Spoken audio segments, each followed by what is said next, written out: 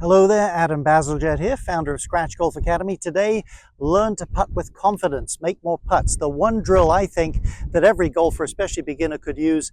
I'll show you a little bit of foundation in the setup and the way we're going to use our body. Then we'll conclude by showing you this one drill I really think will make a difference for you. Well, simplicity of stroke, come on, not hard enough. And therefore repeatability are the things that are going to give you confidence when you make your putting stroke. So we're going to have a good look at what to do, but let's just begin with a brief look at some setup fundamentals, quick stuff, then we'll get into our stroke. Okay, first thing, let your arms rotate under and crease them, fold them enough. They should attach gently to the inside of your rib cage. That will really stabilize your stroke. That's number one. Number two, grip it in the palms enough, whether you're claw or cross-handed or regular, in the palms enough that the club more or less lines up with your forearms. Again, that gives stability to the stroke. See so many players with this sort of an angle in their putting. You don't want that. And the final thing, whatever grip you use, reasonably level with your forearms. If one is a lot higher than the other, it will wreck your stroke. It will throw it offline. So once you've got this sort of feeling, tip over there, there's my line, there's my forearms in line. I feel that connection. Shoulders are nice and relaxed and drawn back. You are ready to go. So there's no question the feel is in the hands. If you're going to be a good putter, you have to be a decent green reader and you have to have some feel. But the genesis, the motor of the stroke needs to come from the body if you're really going to have repeatability. So let's talk about that for just a sec. 3 elements to it. Then we'll get to our drill everyone I think needs at the end of the video here very shortly. Number one, as we start to look at the body motion, don't use your shoulders so much or the perimeter. Get something more on the inside working. That doesn't mean your shoulders won't be moving, mind you. Practice it this way. Get just your hands here, making a short, robust rocking motion. We'll talk more about that in just a second.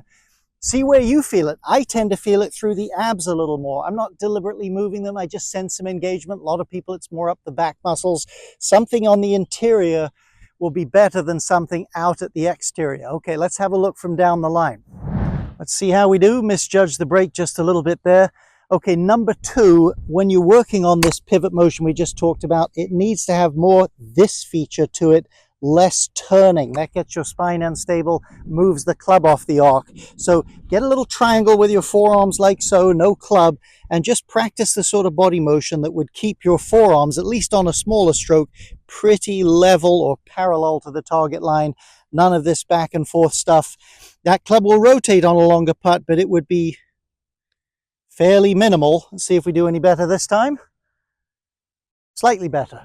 So our third and final checkpoint here on this pivot motion is stable spine. That's both ends. So put a golf club against your back, make some practice strokes there.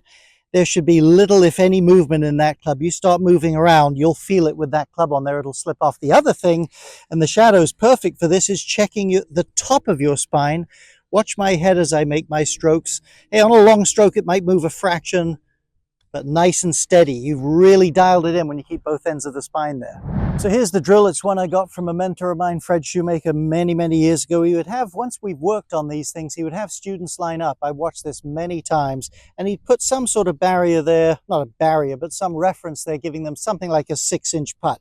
And he would say, until you can actually make a stroke, in other words, actually engage your body and hit the ball less than 6 inches, you've never felt how dead your arms and hands should be in the stroke. So first time I tried it, I thought, well, this will be easy for me. I hit it about that far. So let me show you now. I just feel like I'm absolutely dead in the arms, like they don't move, but I feel that engagement in my body, and I can move the putt just a few inches like that now.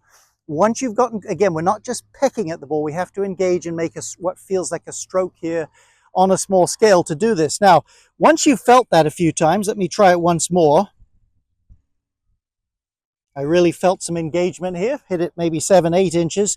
Now you start to see, hey, if I had 6 or 7 feet, and if my arms and hands were that dead, how much engagement would I need? And you really start to get the proper mixture for what the body's doing. Again, it's on the interior, it's inside those core muscles, and how dead the hand should be. When you get used to this, hey, when you get over the ball, you're not thinking about that, but you've learned how to quiet your arms and hands. You will really reap the benefits because your stroke will be reliable, consistent, easy to do.